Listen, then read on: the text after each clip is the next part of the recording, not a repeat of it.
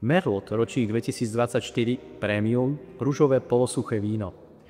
Patrí medzi naozaj obľúbené vína aj z dôvodu toho, že rozečka Slovenska a špeciálne zvaných Karpát majú v sebe neskutočnú sviežosť a krásnu, lahodnú arómu chuti červeného ovocia. Ako vidíte, to červené ovocie sa prejavuje aj vo farbe.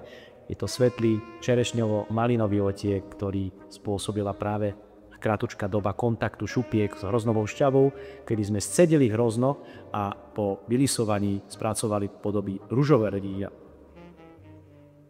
Vo vôni aj chuti bude naozaj dominovať hlavne tón letných jahôd, malín, trošku čerešní a dokonca pozadí do chute aj čerešňových kôstok, pretože táto intenzívna ovocnosť v merlote v podobe ružovej pre nové ročníky je nezabudnutelná.